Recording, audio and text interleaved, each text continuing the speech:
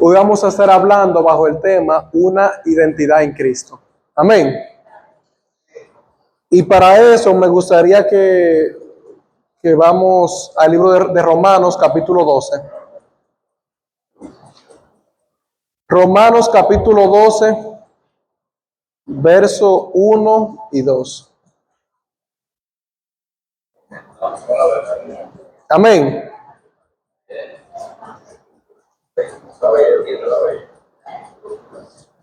Cuando lo tengan, digan amén. Amén. Dice la palabra de Dios. Así que, hermanos, os ruego por las misericordias de Dios que presentéis vuestros cuerpos en sacrificio vivo, santo, agradable a Dios, que es vuestro culto racional. No os conforméis a este siglo, sino transformaos por medio de la renovación de vuestro entendimiento, para que comprobéis cuál sea la buena voluntad de Dios, agradable y perfecta. Amén. Para entender bien el texto, vamos a entender detalladamente lo que Pablo está hablando. Lo primero que Pablo empieza es con una, no sé cómo se llama en la lengua española, pero es como algo que une palabras, oraciones. Ese así que, lo que está diciendo es, en consecuencia de lo que he venido diciendo, Pablo dice, así que, hermanos, os ruego por la misericordia de Dios. Y aquí es bueno entender cuáles son las misericordias de Dios que Pablo aquí está expresando.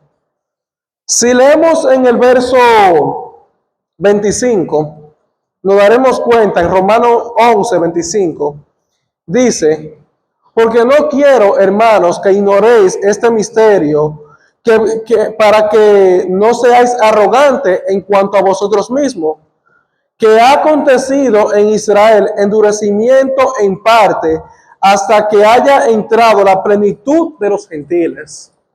Y eso que Pablo está hablando aquí es lo mismo que el mismo Dios dijo en el libro de Deuteronomio, capítulo 32, versículo 21, hablando que por la dureza de Israel, entonces Israel entró a hacerlo a Dios con lo que no es Dios, por lo cual Dios entrará a hacerlo a Israel con un pueblo que no era pueblo. O sea que el mismo Dios permitió que Israel fuera duro de corazón hasta un punto con el fin de que Él entre a hacerlo para que nosotros podamos tener entrada. Y no solamente ahí se queda la misericordia de Dios, porque aún la promesa que Dios le dio a Abraham se la dio cuando no estaba circuncidado, para que aún los que no son circuncidados también puedan participar de la gracia divina.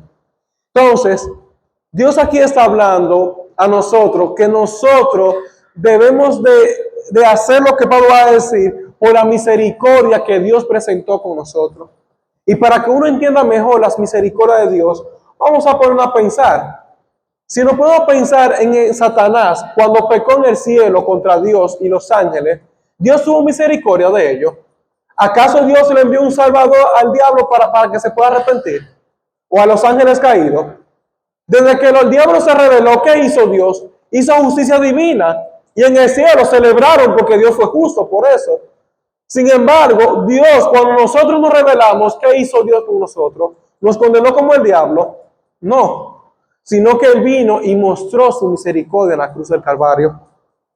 Entonces nosotros, mis hermanos, debemos ser agradecidos por lo que Dios hizo con nosotros. Y nuestra identidad tiene que ser una identidad recordando siempre que nosotros somos cristianos por la misericordia de Cristo, no porque nosotros somos algo. Porque el mismo Pablo dice, para que no sean arrogantes, recuérdense de eso. Porque todos nosotros también éramos endurecidos, como dice más adelante. Si leemos en el verso 30 del capítulo 11, dice, pues como vosotros también en otros tiempos eras desobedientes a Dios, pero ahora habéis alcanzado la misericordia por la desobediencia de ellos. Así también esos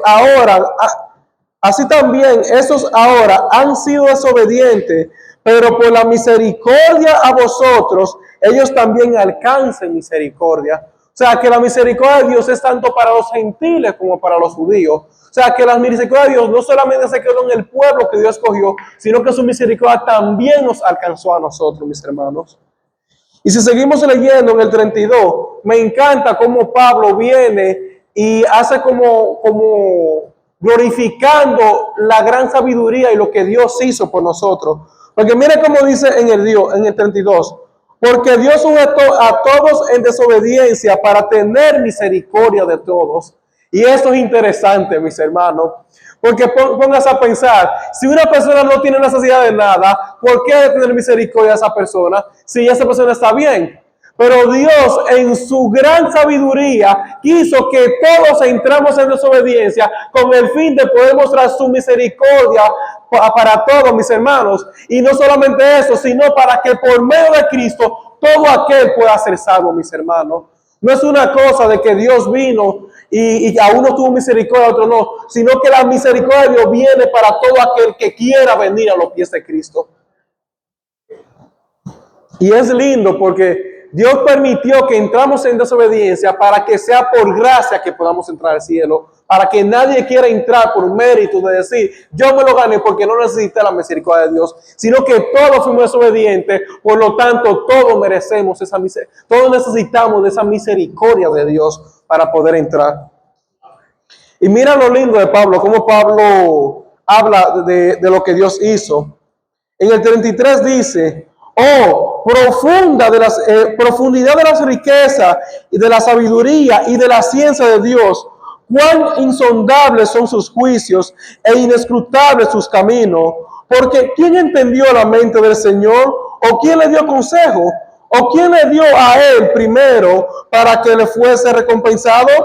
Porque de él y por él y para él son todas las cosas. A él sea la gloria por los siglos. Amén. O sea, en otra palabra, nosotros no hicimos nada, todo lo hizo Dios. Y aquí hay algo que es interesantísimo, mis hermanos. Porque yo puedo conocer mucho de la Biblia, quizás porque me enseñaron mucho de la Biblia, o porque he leído mucho de la palabra. Quizás sé mucho de la matemática, porque tuve buenos profesores que me enseñaron mucha matemática, y quizás tenía habilidad para aprender matemática, o quizás con la literatura. Pero sin embargo, a Dios, ¿quién le dio sabiduría para que aprendiese? ¿Quién le dio consejo a Dios para que hiciera todas las cosas así? ¿Quién a Dios les enseñó cómo tenía que crear todas las cosas y poner ese plan tan perfecto de salvación? Dios no tuvo consejero, mis hermanos. La mente de Dios, aun si yo tratara de explicarla aquí, quedaría demasiado corto, porque yo mismo no puedo entenderlo, porque demasiado grande es la sabiduría de Dios. Demasiado grandes son sus caminos para yo poder entenderlo, mis hermanos. Por lo cual nosotros solamente debemos de vivir en obediencia por lo que Dios hizo por nosotros, por cómo Dios hizo la cosa, por cómo Dios te creó, por la forma en la que te creó, por la familia que te dio, por todo lo que Dios hizo. Debemos de dar gracias a Dios y someter todo lo que nos dio. Pero como dice en el último verso, porque de Él, por Él y para Él son todas las cosas. Y eso nos incluye a ti y a mí. Como dice en el Salmo 24, de Jehová es la tierra y su plenitud, el mundo y los que en él habitan. Todo es de Dios y todo Dios lo hizo así porque así le complació a él, mis hermanos. Entonces, en base a la misericordia de que Dios hizo con nosotros, dice lo siguiente: así que, hermano, os ruego por la misericordia de Dios que presentéis vuestro cuerpo en sacrificio vivo, santo y agradable, que es vuestro culto racional, mis hermanos. Y la palabra sacrificio vivo, yo incluso quise no solamente decirlo con mi palabra, sino también quise investigar un poco sobre eso. La palabra sacrificio, en el Antiguo Testamento, los sacrificios de animales implicaban muerte, eran ofrendas a Dios para expiar el pecado y la adoración, y para adoración. Pero la palabra vivo, a diferencia de los sacrificios muertos, este es un sacrificio que vive. Significa una entrega continua y diaria. No es un acto de una sola vez como la muerte, que uno solamente muere una sola vez para siempre. Pero este sacrificio es un sacrificio que está vivo, o sea, que es continuo. Es cada día vivimos sacrificando nuestra vida para el Señor. Dice, no es un acto de una sola vez, sino una dedicación constante. de nuestra vida al servicio y la gloria de Dios.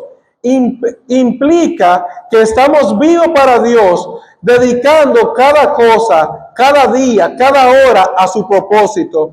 No morimos físicamente para ofrecernos, sino que morimos a nosotros mismos, a nuestros deseos egoístas, a la voluntad de la carne, para vivir como Cristo, para vivir para Cristo, mis hermanos.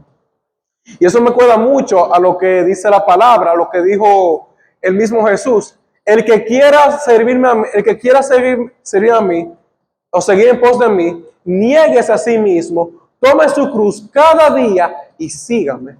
Es el sacrificio vivo que Dios quiere de nosotros, que nosotros tengamos una vida continua, entregada diariamente, cada día, cada hora. Todo lo que yo haga sea para glorificar a Dios. Que todo lo que yo haga sea solamente porque quiero buscar a Dios.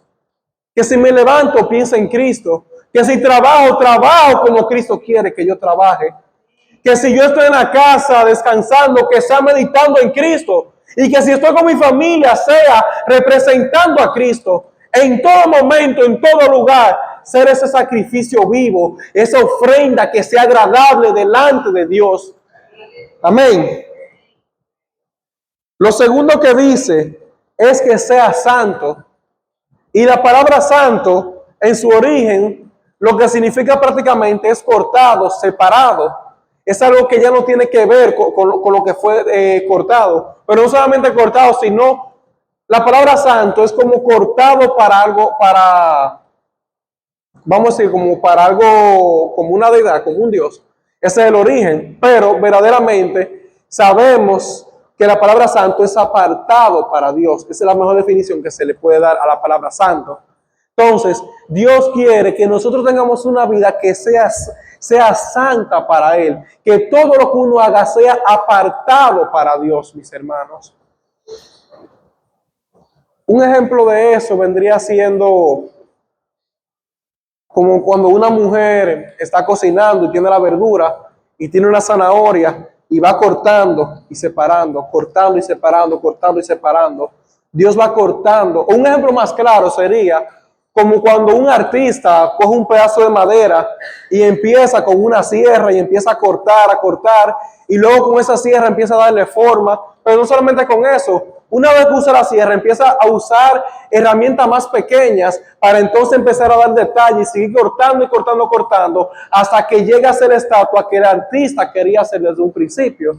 Entonces, eso es lo que Dios está haciendo. A eso que Dios se refiere cuando nos pide que nosotros seamos santos. Dios viene y va cortando esas cosas que no le agradan en nuestra vida para darnos la forma que Él quiere. O sea, Él nos va moldeando chin a chin hasta que lleguemos a tener la imagen de Cristo en nuestras vidas. Que la imagen de Cristo se vea en nuestras vidas, mis hermanos. Todo aquello que es pecaminoso, todo aquello que nos aparta de Dios, Dios va cortando de nuestra vida para que nosotros seamos solamente exclusivos para Él. Seamos santos y entregados completamente para Él. Y la última palabra que dice ahí es agradable.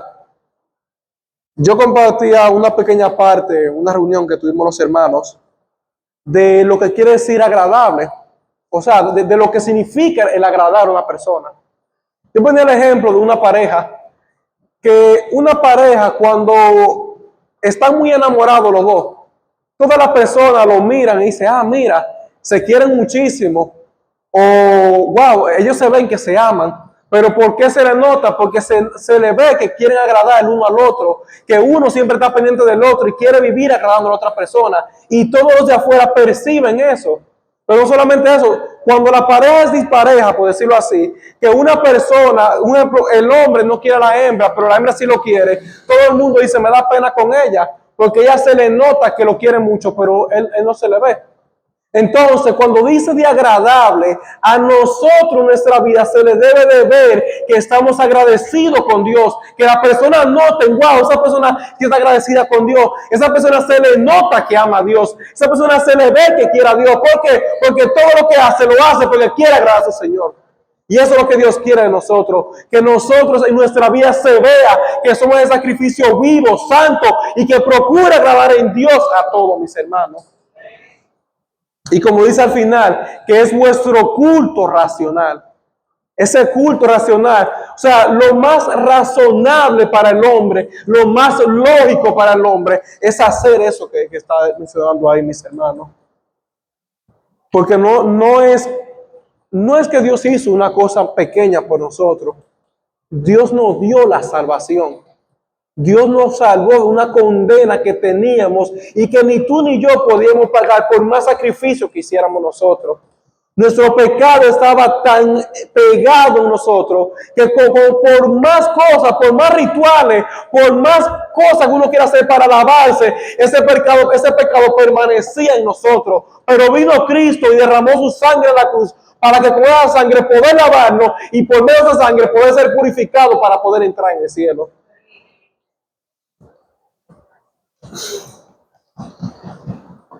Imagínense una persona que tuvo en su casa y que su casa se le quemó y perdió todo.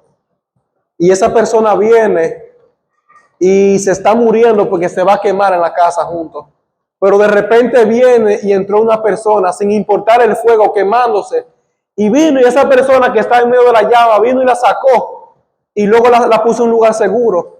Pero no solamente lo puso en un lugar seguro, sino que le dijo, ven, que yo te voy a poner a vivir en mi casa y te daré un trabajo, te daré de comer, te sustentaré, tú serás como un hijo para mí de ahora en adelante.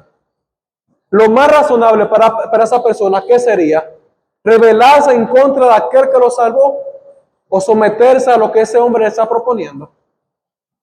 Así mismo es nuestra vida con Cristo. Nosotros estábamos bajo una condena y no teníamos nada porque por nuestro propio pecado habíamos perdido todo. Y vino Cristo y nos rescató. Pero no solamente nos rescató de la condena, sino que Él vino y nos dio entrada a su cielo y nos adoptó como hijos. Lo más lógico que podemos hacer nosotros es entregarnos por completo y hacer lo que Él pide por nosotros, mis hermanos. Pero lamentablemente, nosotros muchas veces, porque no hemos visto el cielo y el infierno, como que ni lo creemos. Y hacemos lo que es irracional. Porque sabiendo que por lógica lo mejor sería entregarnos a Dios, nosotros muchas veces desobedecemos a Dios. Y eso muchas veces nos pasa por la falta de conocimiento en nuestras vidas, mis hermanos. Verso 2. Dice, no os conforméis a este siglo.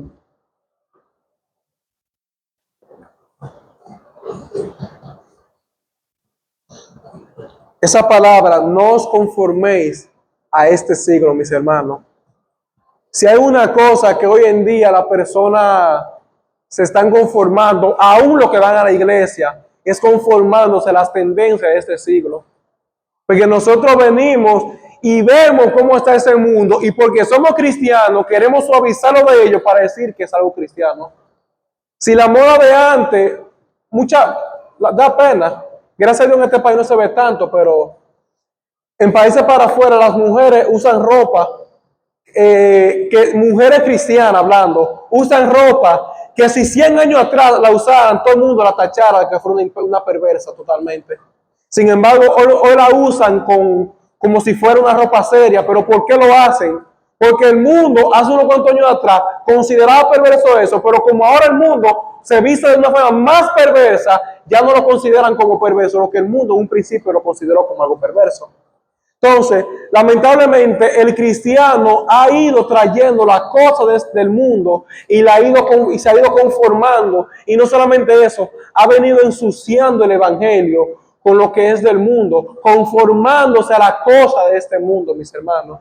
Y nosotros no fuimos llamados para que nos conformemos a lo que el mundo nos está presentando, porque lo que el mundo presenta aparentemente es bueno, aparentemente es apetecible a los ojos de la carne, pero no es bueno, mis hermanos. Todo eso tiene un trasfondo que es apartarnos de Dios. Cuando tú vienes y hace lo que el mundo hace, vive como el mundo vive, piensa como el mundo piensa, sin duda darte cuenta, tú lo quieres cristianalizar, por decirlo así. Pero lo que tú no te estás dando cuenta es que tú te estás mundanalizando. O sea, tú te estás conformando al mundo y ni siquiera te estás dando cuenta. Y eso muchas veces sale por lo que está en tu propio corazón. Porque tú quisieras como salvarte por tu propia obra, pero a la vez quieres seguir amando las cosas del mundo. Y sabemos lo que dice en el libro de Primera de Juan, capítulo 2, verso 15, que dice que si alguno ama el mundo, el amor del Padre no está en él. Por eso dice, no améis al mundo ni las cosas que están en el mundo. Porque si tú estás amando al mundo, el amor del Padre no está en tu vida, mis hermanos. Y eso es triste porque no estamos hablando de cualquier cosa. Tú te estás conformando a lo que es la rebeldía en contra de Dios.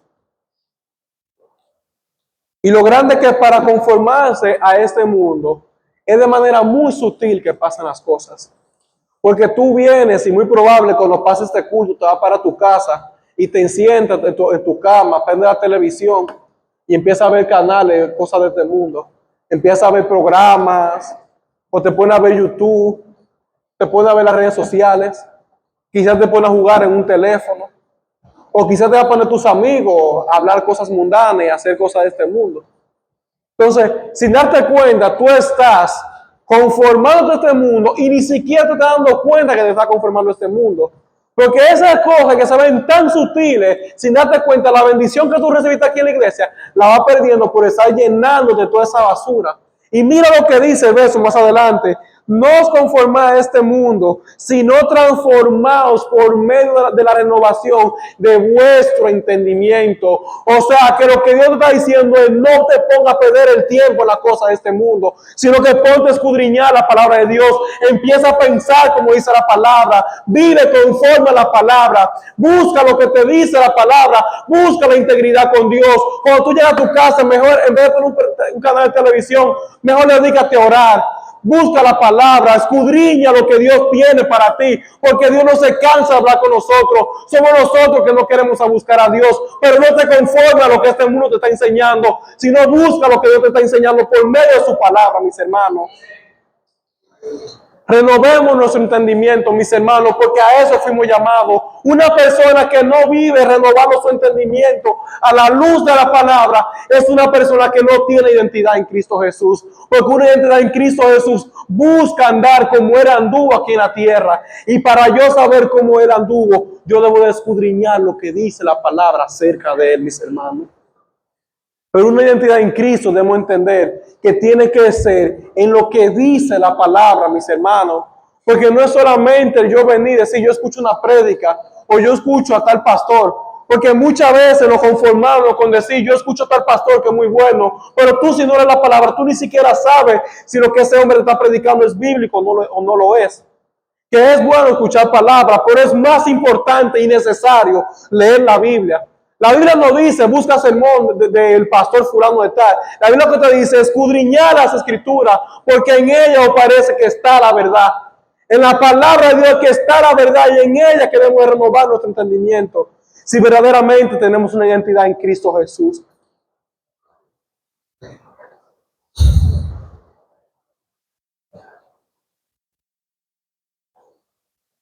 Hermanos, y es fuerte, porque ¿cuántas horas tú le dedicas a leer la palabra de Dios? ¿Cuántas? A la semana, ¿cuántas horas tú le dedicas? Yo le pregunté a ChatGPT, ¿cuántas horas dura una persona estudiando en la escuela desde que entra hasta que sale de la universidad? Y la respuesta que me dio fue 17,400 horas aproximadamente escuchando lo que un maestro le está enseñando, adoctrinándose y aprendiendo lo que la persona del mundo le están enseñando. Y le puse otra pregunta, y en ese mismo lapso de tiempo, si durara 2 horas a la semana leyendo la Biblia, ¿cuántas horas serían? Y me dijo 2,080 horas. Estamos hablando a ustedes, padres, si no les enseñan a sus hijos desde pequeños quién es Dios, tú les has entregado tus hijos a César. Si tú le das a tus hijos a César, ¿qué va a pasar? Vas a tener hijos de César. Si tú le entregas tus hijos al mundo, tú tendrás hijos mundanos, porque tus hijos no conocen a Dios. 2080 horas no se compara en nada con 17.400 horas. Porque ponte a pensar, estoy hablando solamente en la escuela, pero cuando sale de la escuela se pone a leer la Biblia, el hijo tuyo, o se pone a jugar en un teléfono, para luego el otro día volver a la escuela, seguir escuchando lo que le enseñan en la escuela, para luego llegar a la casa, ponerse un teléfono, a ver muñequitos, a jugar, a juntar con sus amigos, y solamente los domingos venir aquí a la iglesia, que a veces ni mucha atención prestan los niños. Entonces la pregunta mía es, si a tus hijos tú no le estás enseñando quién es Dios, ¿cómo tú quieres que de grande sigan los caminos de Dios? Si ellos viven toda su vida escuchando y viviendo como este mundo y solamente de vez en cuando escuchan la palabra de Dios. Y no solamente los niños, porque yo menciono los niños aquí porque lo busqué por ahí, pero y los padres, ¿cuántas horas duran trabajando para que luego lleguen a la casa a ponerse, a puchar el teléfono, a hacer cosas que no edifican? Y luego venir solamente a la iglesia a recibir palabra de Dios. ¿Acaso tú crees que si tú vives en el mundo y de vez en cuando buscas la presencia de Dios, tú estás renovando tu entendimiento con la palabra de Dios? ¿O más bien tú estás llenando tu mente con lo que dice este mundo? Es de meditar, mis hermanos, porque los niños absorben muchas cosas y lamentablemente los niños viven más expuestos a la cosa del mundo que a lo que dice la Biblia, a lo que dice la palabra de Dios. Entonces nosotros desde muy jóvenes debemos enseñar a nuestros hijos a cómo es, quién es Dios, cómo se les sirve a Dios. Pero lo primero que debemos enseñar a nuestros hijos es con nuestro testimonio. Porque de qué le sirve al hijo mío decirle, vete a leer la Biblia si él nunca me ve haciendo eso. Vete a orar si él ni siquiera sabe cómo yo oro. Si tú no eres un testimonio en tu casa, ¿por qué tú quieres hacerlo en la iglesia?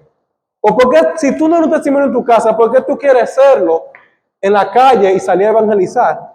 Incluso hasta un poco hipócrita suena eso, que tú solamente sales a evangelizar y predicas solamente cuando la iglesia lo convoca, o solamente si te dan participación en la iglesia. Debemos de vivir como cristianos. No es una entrega de vez en cuando, de cuando me pongan. Es como decía, sacrificio vivo. Una entrega constante cada día y cada hora, entregada a lo que Dios nos dice a nosotros, mis hermanos. Un ejemplo, vamos al libro de Samuel.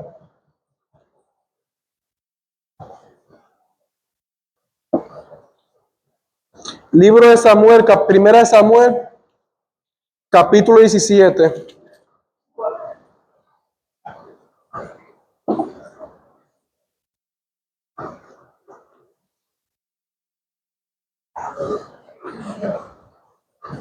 Amén.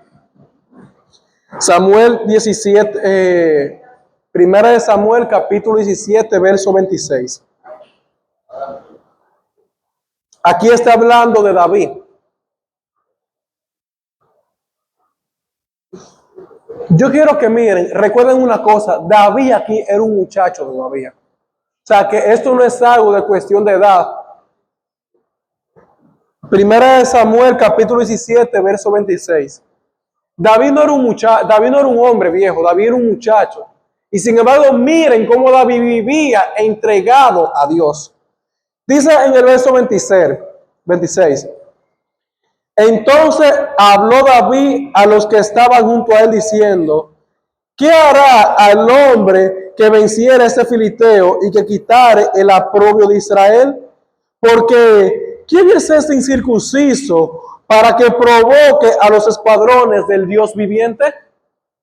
Fíjense en algo, mis hermanos. Aquí Israel estaba atemorizado porque se había presentado un gigante llamado Goliat, que venía y blasfemaba en contra de Dios y decía que levanten uno para que peleen contra de él. Sin embargo, Israel no tenía identidad en ese momento. Israel no se acordaba de quién es Dios y qué Dios había hecho por ellos.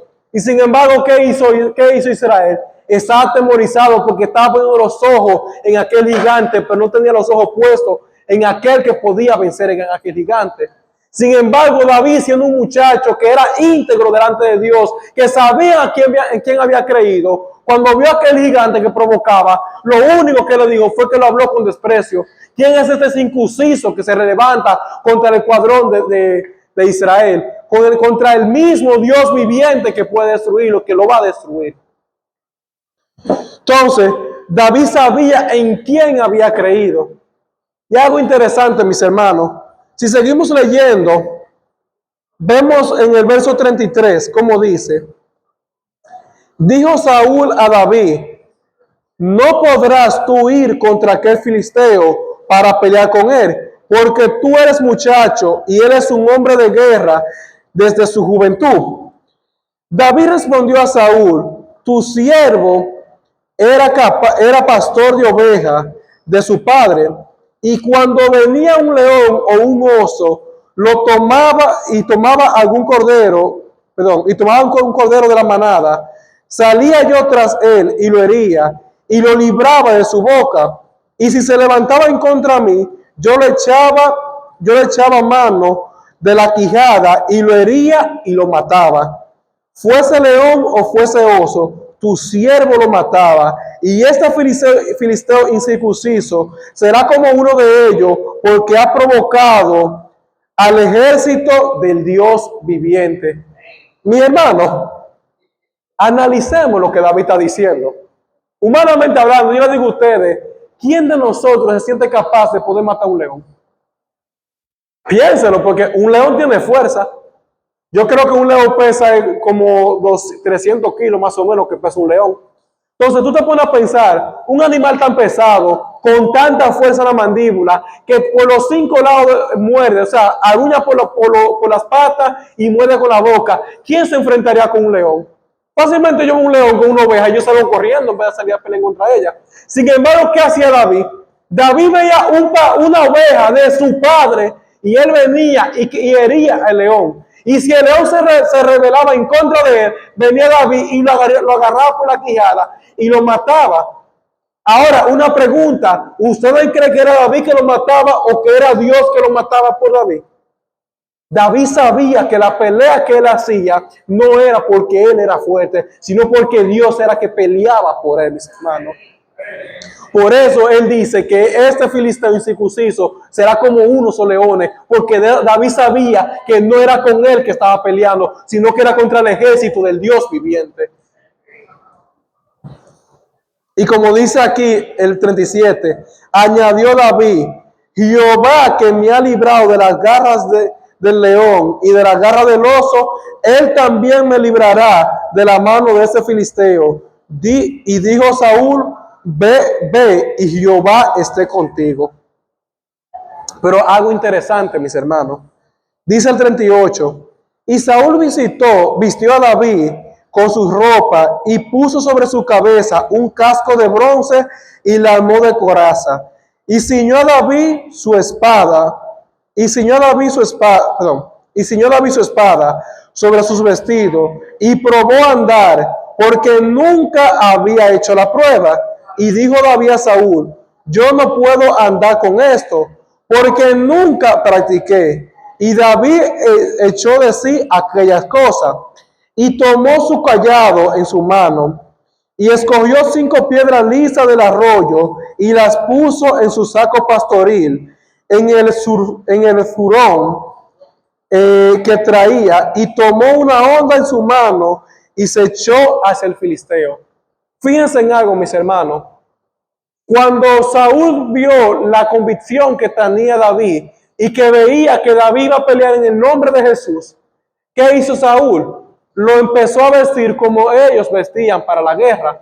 ¿Pero qué dijo David? Se probó todo eso y nada más intentó caminar. ¿Pero qué dijo? Yo no puedo pelear con esto porque yo nunca he practicado con esto. Y vino David y se quitó todo eso y tomó las armas que él utilizaba para pelear las batallas. Y eso nos da una enseñanza a nosotros, mis hermanos. Tenemos una identidad en Cristo, mis hermanos. Y las luchas que tenemos nosotros, no la debemos de luchar como el mundo la pelea. Porque el mundo busca muchísimos métodos. El mundo te dice: ve a un psicólogo, ve donde un brujo, ve a tal cosa, a esto te servirá. Pero todo eso son métodos carnales para luchar contra fuerzas espirituales, mis hermanos. Y las fuerzas espirituales se vencen a través del nombre de Jesús, porque ni siquiera nosotros mismos podemos. Antes de conocer a Jesucristo, nosotros, como dice en Efesios 2, estábamos muertos en nuestro delito y pecado. O sea que ni siquiera nosotros tenemos fuerza para poder vencer la fuerza de el mundo espiritual. Pero David vino y usó con lo que él estaba habituado, con lo que él estaba acostumbrado a pelear. Y eso nos enseña dos cosas, mis hermanos. Cuando tú vayas a luchar, para que tú seas bueno en una batalla, tú tienes que haber practicado constantemente. Tú tienes que vivir practicando. Porque si yo soy bueno en el arco, es porque yo he pasado muchas horas tirando con un arco. Pero si yo nunca lo uso, ¿qué pasa? Yo sé usar un arco, pero si yo no lo uso, cuando lo vuelvo a usar, voy a fallar porque no tengo la práctica. Lo mismo pasa con nuestra vida. Si tú no vives una vida de oración, cuando tú necesites orar, se te va a hacer difícil porque tú no estás acostumbrado a orar. Si tú necesitas predicar la palabra porque se te presentó la situación, si tú no lees la palabra de Dios, tú la palabra no va a poder fluir de tu boca porque tú no escudriñas la palabra de Dios. Entonces, las armas que nosotros utilizamos debemos de practicar con ellas para que cuando se presente la situación, entonces nosotros tener la habilidad que Dios nos dio para poder usar las armas que Dios nos entregó, mis hermanos. Es una práctica, así como David practicaba. No podemos estar improvisando con algo nuevo, porque ya Dios nos definió de cómo nosotros debemos de ser. Y en base a cómo Dios nos definió, es que nosotros debemos de andar. Y en el verso 44 al 47, dice, luego dijo el filisteo a David, ven a mí y daré tu carne a las aves del cielo y a las aves del campo. Entonces dijo David al filisteo, tú vienes a mí con espadas y lanza y jabalina, mas yo vengo a ti en el nombre de Jehová de los ejércitos, el Dios de los escuadrones de Israel, a quien tú has provocado. Jehová te entregará hoy en mis manos, y yo te venceré y te cortaré la cabeza, y daré hoy los cuerpos de los filisteos a las aves del cielo y a las bestias de la tierra, y toda la tierra sabrá que hay Dios en Israel, y sabrá toda la congregación de Jehová, que Jehová no salva con espada ni lanza, porque de Jehová es la batalla, y él os entregará en vuestras manos.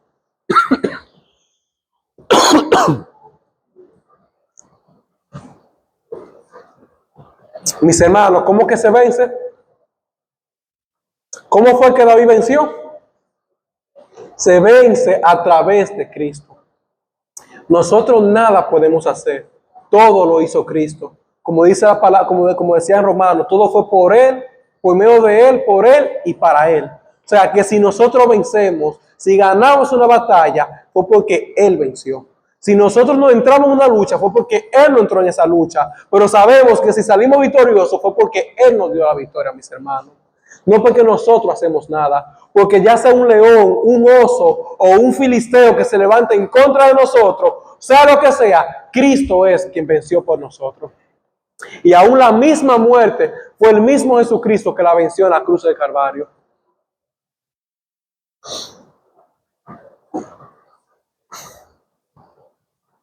Mis hermanos, un poco tarde ya para seguir. Pero hay otra parte que yo voy a tocar, que es cuando el pueblo de Dios pierde la identidad. Vamos a leer en Jeremías, para leer un poco breve. Jeremías, se puede dar para la segunda parte, pero para hacer un pequeño spoiler, por decirlo así ya. En Jeremías capítulo 2, Israel en este momento había perdido su identidad, se había olvidado de quién es su Dios. Jeremías 2, verso 3.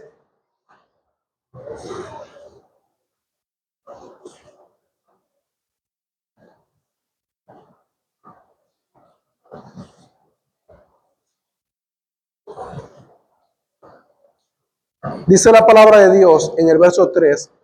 Santo eras, Israel, a Jehová, primicia en sus nuevos frutos. Todos los que te devoraban eran culpables, mal venía sobre ellos, dice Jehová. O sea, lo primero que dice es que Israel antes era un pueblo santo y apartado para Dios. Pero sin embargo, mira cómo dice en el verso 8. Los sacerdotes de Israel dicen, los sacerdotes nos dijeron, ¿dónde está Jehová? Y los que tenían la ley no me conocieron, y los pastores se rebelaron contra mí. Y los profetas profetizaron en el nombre de Baal y no anduvieron tras lo que aprovecha. O sea, en otra palabra, Israel se había olvidado completamente del Dios que lo había sacado de Egipto. No solamente eso, si leemos más atrás, nos daremos cuenta que Jeremías le está diciendo, miren lo que Dios hizo por ustedes, por un desierto donde nadie podía pasar, donde no había agua, donde no había sombra, donde cualquiera que pasaba estaba 100% muerto. El mismo Dios lo hizo pasar por esa tierra y lo condujo, le hizo que ustedes bebieran agua en el desierto, le dio comida en el desierto, aún su ropa le hizo que crecieran con ustedes, y de ese Dios que lo sustentaba constantemente, ustedes se olvidaron. Y no solamente se olvidaron, sino que hicieron dos males, como dice más adelante, porque dos males cometió Israel, que se olvidó de Dios y se fue tras los Baales. O sea, y se olvidaron de Jesucristo, que era su fuente de agua viva, y se fueron a cavar cisternas rotas, cisternas que ni siquiera podían retener agua. Porque Israel vino y empezó a consultar a los Baales, empezó a consultar con aquellas cosas que ni siquiera son dioses. Se levantaron en contra de Dios porque ni sabiendo lo que Dios hizo y no le clamaron a Dios, se quisieron independizar. Y eso es algo muy grave que hacen muchas veces los cristianos, que cuando Dios viene y empieza a restaurar su vida, empiezan a olvidarse de lo que Dios hizo en su vida. Se empiezan a olvidar de las calamidades, y por eso Dios permite que entremos en prueba, para que no nos olvidemos de lo que Dios hace constantemente con nosotros, porque grandes son su misericordia. Somos nosotros que nos olvidamos de ella. Y por eso Dios viene y nuevamente permite que entremos en eso, para que nuevamente volvamos a Jesucristo. Sabemos que Jeremías aquí viene y sigue profetizando de cómo Dios va a meter a Israel en el cautiverio de Babilonia, pero lo permite para que ellos vuelvan a clamar a Dios, porque en el tiempo contemporáneo que era Jeremías, eran esos tiempos de Manasés y de los últimos reyes, que esos reyes hicieron lo malo ante los ojos de Dios, y sobre toda montaña, como dice ahí, hicieron baales en contra de Dios. Se prostituyeron espiritualmente, mis hermanos. Se olvidaron de quién es Dios. Y Jeremías hace una fuerte reprensión diciéndole, miren, vayan a la cosa de Quintir y a la de Cedar, y vayan a ver si esas naciones, cambian a sus dioses, a pesar de que no son dioses. O sea, dándole a entender, no, ustedes a mí, que soy el único verdadero Dios, me dejaron, y esas naciones, a lo que no es Dios, pero que lo proclaman como Dios, les son más fieles que ustedes. Ustedes se volvieron un pueblo totalmente rebelde. Israel había completamente perdido la identidad que Dios le había dado, mis hermanos. Y eso nos pasa muchas veces a nosotros. No podemos olvidarnos de lo que Dios hizo por nosotros. Por eso, como dice en Romanos, debemos de renovar diariamente nuestro entendimiento, para que nosotros siempre recordemos quién es nuestro Dios, mis hermanos. Dios le bendiga.